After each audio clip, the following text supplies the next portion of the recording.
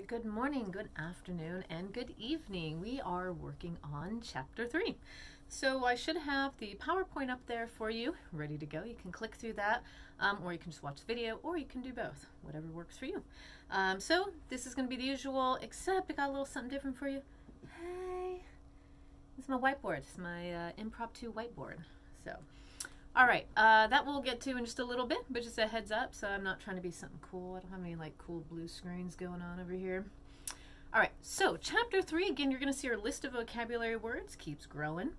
We will have some vocabulary word assignments that you will be utilizing said words. All right, so hence we're doing some practicing. I'm trying to show you exactly how we will use them, which is what we do when we're doing our reading responses and other assignments in which you will be using vocabulary words. Okay, so vocabulary words, this chapter is going to be reality assumptions, inductive reasoning, deductive reasoning, valid agreement, syllogism.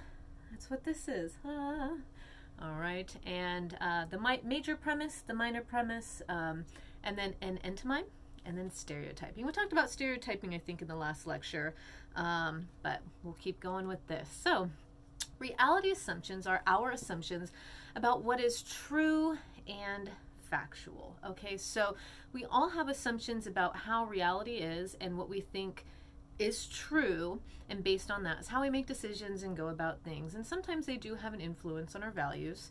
Other times it's vice versa. So we can disagree about the truth, but that does not change the truth. A reality assumption, again, is an assumption that we feel reality to be. But just because that is our reality and it's something we believe, though it is not true, say it's not true, just because we believe it to be true does not make it true. Does that make sense? We can disagree about the truth, but that doesn't change the truth. So just because we have an assumption and it to us feels like it is the reality, if it's not true, your opinion on that does not change the truth about it, okay?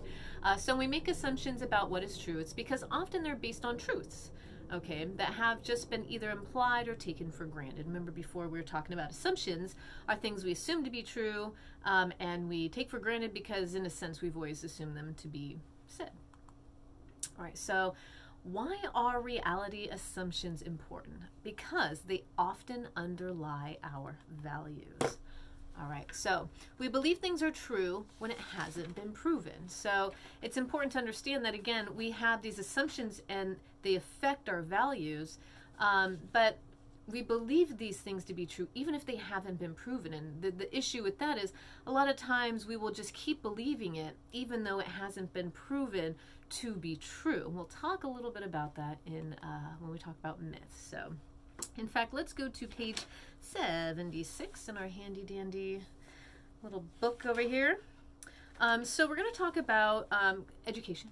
Big surprise, education over here. And we're going to talk about Walter Williams and where's his name? Christopher Hooker Herring. Okay, and these two people are having a statement about how do we prepare for college? How do we get into college, right? So I'm going to read this out loud, kind of make it a little bit easier for you. So George Mason University professor and radio commentator Walter Williams has stated that high school students should not apply to colleges where average SAT scores are at least 200 points higher than theirs. All right, while Williams does not assume that SAT and ACT tests are necessarily reflective of the student's intelligence, he does assume, reality assumption here, he does assume that they signify less preparation for the literary and mathematical demands of college. Other educators hold very different assumptions. So, the college does not require Muhlenberg, sometimes words elude me. Muhlenberg College does not require SAT or ACT scores, and its Dean of Admissions and Financial Aid, Christopher Hooker Herring, believes that SAT may merely predict the degree of struggle for first-year students. He lists other qualities that the SAT does not measure that will help a student survive the adjustment of the first year, including work ethic, determination, motivation, love of learning, and grit. Okay, so we have two people who are, in a sense, they have these different reality assumptions. One is Williams, and he thinks that the SAT scores will determine whether or not the student will struggle, while Herring says yes, but no, their personalities and character play a part too. So there's two different reality assumptions. So what is Williams' claim, his reason, and his warrant? Remember the claim, reason, and warrant from last semester, from last chapter. Okay. Lo and behold, it's in the book. So we're going to cover that really quick. So Williams' claim is that high school students should not apply to colleges with average SAT scores that are 200 points higher than theirs, right? So if you're going to a college and their scores are way over yours, don't do it because it's going to be over your head, okay? His reason is that students will likely not succeed based on the warrant, right? His warrant, which is unstated assumption that the SAT and ACT scores are accurate predictions of how well students are prepared for literary and mathematical demands of such colleges. So it is an unstated reality assumption of his that the SAT and the ACT scores are true predictors of how you will succeed in college. That's his reality assumption. Okay. Now we've got Herring, on the other hand, whose claim is that students should not use standardized test scores. Where am I at? As a measure of future success. His reason is that tests may predict only the degree of struggle for the first-year students. His warrant, which again is a reality assumption here, is that what will get students through challenges of the freshman year are their character qualities and not measured by the tests. So we have Herring saying, well, while the tests do kind of give you an idea of where they're at maybe in that moment for the first year, that doesn't say that their character, their perseverance, and their willingness can't get them through that first year. So that's his argument on that. Now, my question is, can they both be right? Can both of these two be right? And yeah, they can both be right. So the thing with this, when it comes to understanding whether the SAT scores do predict that versus yes and no, that's the thing. Yes, they can actually both be right. For some, that SAT score does truly state that. But there are others who maybe don't do so well in the test, but man, their character and their perseverance will absolutely get them to that next level to be successful in that college. So that's kind of where we have these reality assumptions. Now, my question is, while they have these reality assumptions, what do they value? And do they value the same thing? Yes, that is the answer. And in fact, it is in the book. The value of the education and the value of the student surviving of their first year is what they are looking for in their values. They want the success of these students, okay? So yeah, they both value the success of students, and that's why one will push for the SATs and the ACTs because he's like, I want them to survive that first year. And the other's like, yeah, but I also want them to have opportunity as well. And I think that, while the tests are, have some prediction in some way, at the same time, it doesn't really allow for showing of their character and their abilities beyond just a test. So, all right. So you can see now how reality assumptions versus values. Again, values are those things that we still hold true to ourselves, and we can have very similar values as other people, but our reality assumptions that surround that could be different. Okay. So another example is actually called, there's this company called, I believe it's Accuplacer or Compass. Okay, and the idea behind these, it's used to assess students to be placed in college in levels of either math or English. And it's all throughout colleges in California. So using these tests, the problem is 75% of the students at some colleges were placed in remedial math or English. Okay, sometimes 3 to 4 levels below freshman composition or college level math. 3 to 4 levels, meaning 75% of students are taking classes at this lower level before they can even get to a transferable class or a class that even leans towards what would help their degree in any way. So these tests are going, oh, sorry, you got to be down here and take more classes so that you can get at that level so that you can transfer to either a university or whatnot. So Again, it takes 3 or 4 semesters of passing English or math just to complete the requirement. All right, can you imagine taking these tests and then all of a sudden you're like, I have to take all these other classes just to get to here? So now we've noticed after testing and lots of understanding, it turns out that the most reliable test on the student's readiness for these colleges is just their math and English from high school. So this was a for-profit company. Both Compass, I think Compass and AccuPlace are the same company. They're for-profit, right? And so their whole company, which is designed to, get students in the right spot, they are pretty much out of business in most colleges, including Butte. And in fact, I'm pretty sure when I went to college, because I went to Butte, born and raised in Paradise, don't know if I told you that, but I remember when I was up in high school and we were taking these tests, like, oh, don't worry about it, just do your best, they'll put you wherever. And I'm like, okay, dinking around, and I'm like, maybe I shouldn't have done that, because these tests ultimately potentially could have put me in the wrong class. I don't know, I don't remember. I have 2 master's degrees, so I'm pretty sure I'm smart enough to get through these classes. But that being the case, potentially these classes could have cost both time and money for many students, and maybe ambition. If all of a sudden you're in these, remedial classes and you're just like, what am I doing here? A waste of time, waste of energy, waste of money. So there's a reason why they are no longer in business. So in other words, the reality assumption was that tests are going to determine where you need to go. When in reality, rather than the tests, you could just go by the grades and put students in places where they should be, need to be, to get further in their education. Okay, so reality assumptions, some examples is that they're deeply ingrained in society sometimes. So a lot of times it could be like appointments, like I don't know if your culture has certain stipulations about when you need to be at someone's house or at a doctor's appointment or for an interview, right? So these certain cultural reality assumptions that are ingrained in society. Some of us are like, I didn't know that was a thing, that I need to be 15 minutes early to this. But a lot of us, it's been so habitual. It's like you always need to be 15 minutes early. Like, duh. For me, I'm like, I'm on time. I will be on time.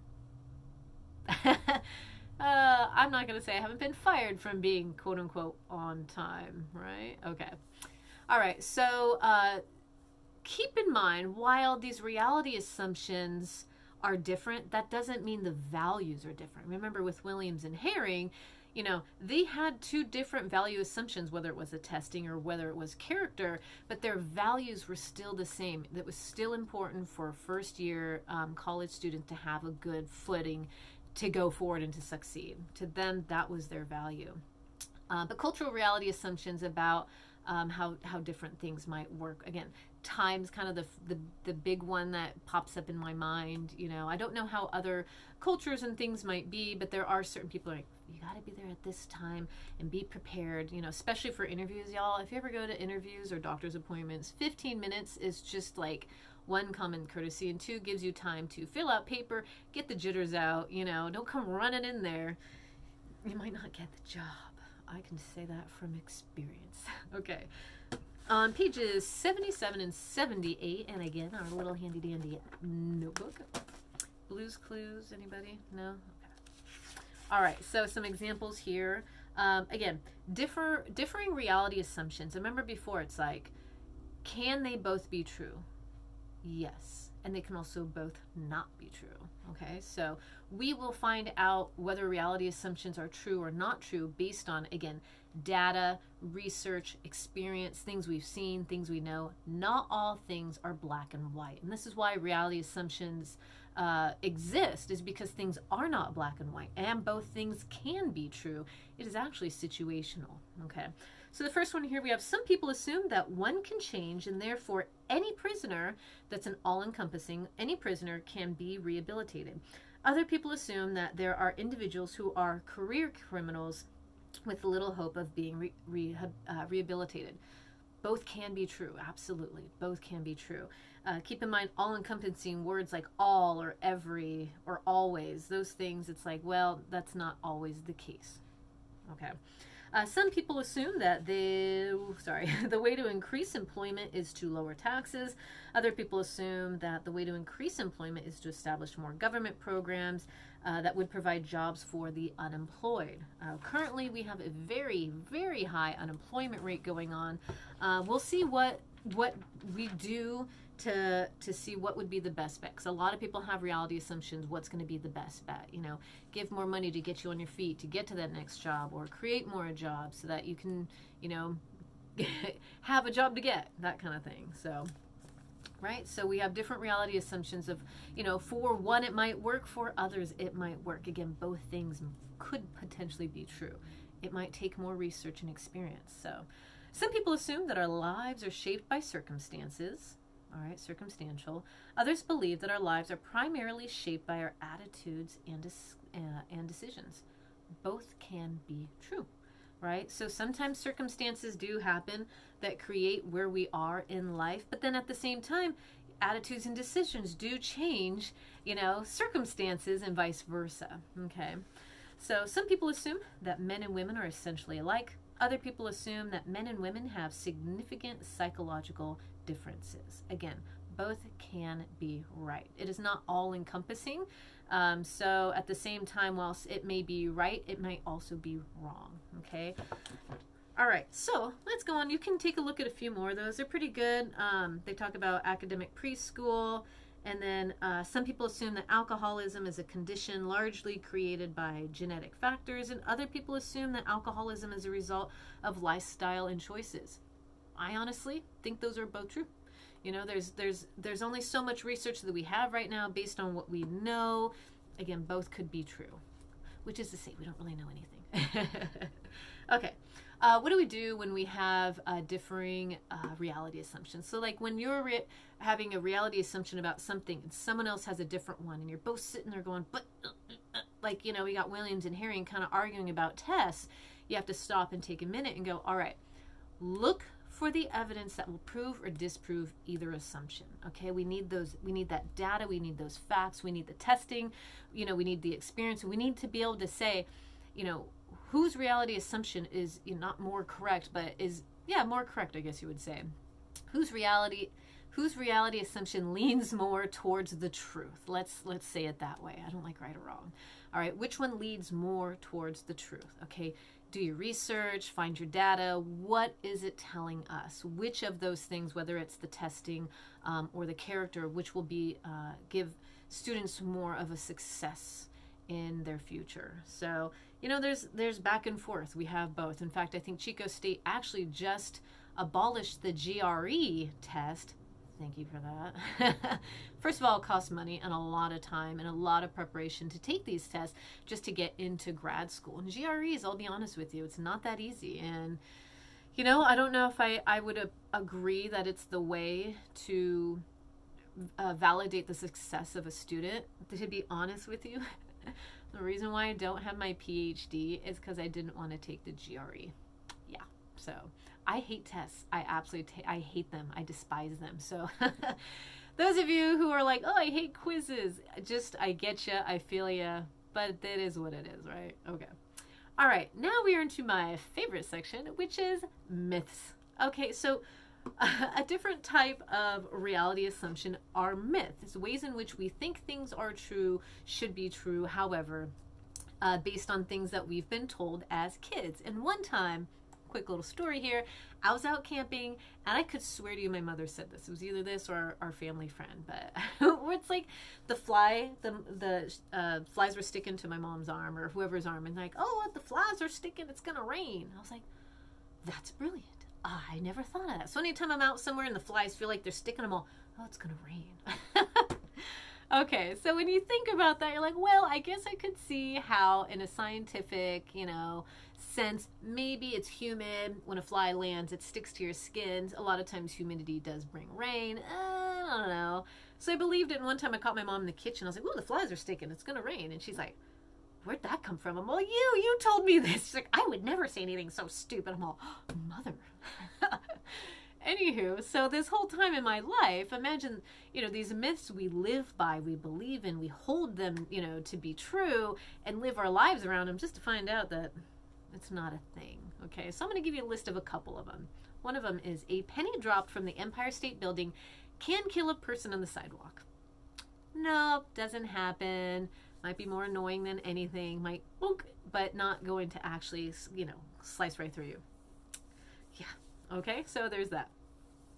I don't know if that breaks anyone's heart to know that. If you had intentions of going to the Empire State Building and throwing off pennies and seeing what happens. That's morbid.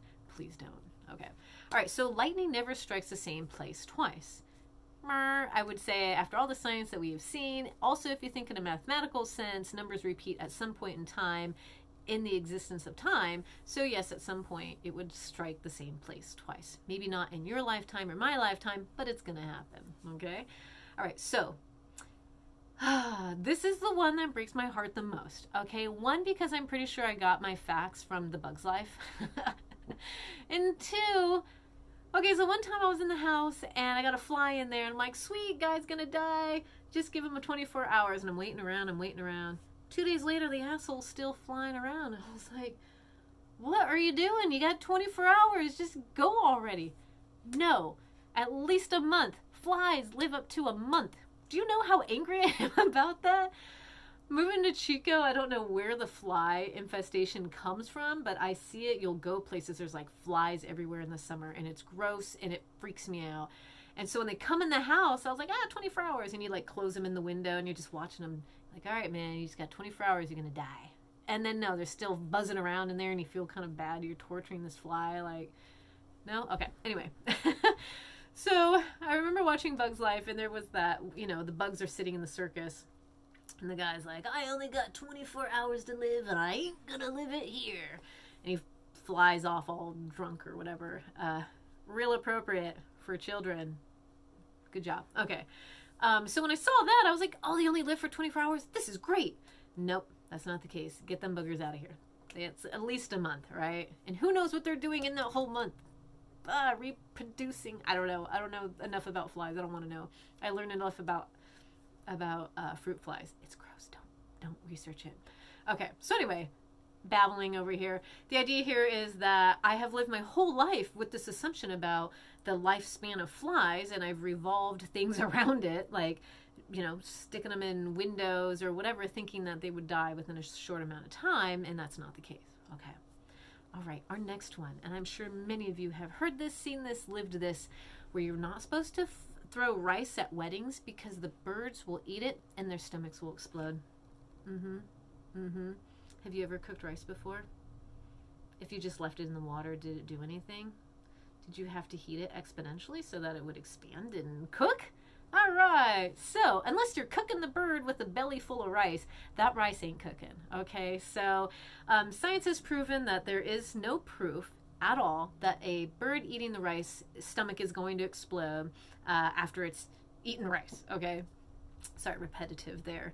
So it's wild to think there's actually a state, and forgive me, I cannot remember the name of it. There's actually a state that made a law to where you cannot throw rice because if the birds eat it, they'll die at your wedding. Can you believe that? It's a law. We even have myths that we put out there so that we can, these myths we put out there, we make laws about them with this assumption, this reality assumption that it's true. But there was no scientific fact, though there is now, because I'm sure scientists were going, how is that physically possible? I cannot fathom that. I don't know what research they did. I'm sure, I don't need to know. I don't even know what they're doing with birds to figure out whether or not their stomachs explode, okay? All right, so there we have that. So